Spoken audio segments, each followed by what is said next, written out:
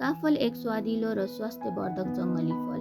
नमस्ते, आज म हजुरहरूसँग मेरो बगैँचामा भएको विशेष फल काफलको बारेमा अनुभव बाँड्न गइरहेकी छु।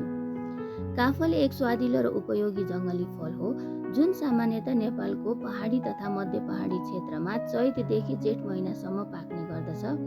पाकेपछि यसको रङ रातो वा गाढा गुलाबी हुन्छ जुन देख्दा नै मन लोभ्याउने हुन्छ।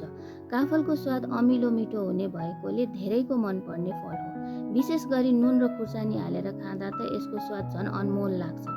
स्वास्थ्यका दृष्टिले पनि काफल निकै लाभदायक छ।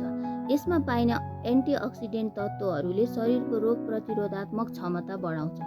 साथै सुजन कम गर्ने एन्टी इन्फ्लामेटोरी गुणले शरीरमा हुने सुजन नियन्त्रण गर्न सहयोग पुर्याउँछ। काफल बाल्यकालका मिठा सम्झनासँग पनि गहिरो सम्बन्ध राख्ने फल हो। यसको मौसमी उपलब्धता र स्वादका कारण यसको माग उच्च हुन्छ। यस स्वादिलो फलमा भिटामिन सी, फस्फरस, म्याग्नेसियम, फलाम, पोटासियम र जिङ्क जस्ता महत्त्वपूर्ण पोषक तत्त्वहरू पाइन्छन्। यति उपयोगी र स्वादिलो फल आफ्नै बगैँचामा फलेको कुरा तपाईँहरूसँग बाँड्न पाउँदा मलाई अत्यन्तै खुसी लागेको छ। अर्को भिडियोमा म मेरो बगैँचामा फलेको अर्को फलको जानकारी लिएर आउनेछु। हाँसो साथ बाँच्नुहोस्, स्वस्थ रहनुहोस्, मस्त रहनुहोस्। अहिलेलाई बिदा।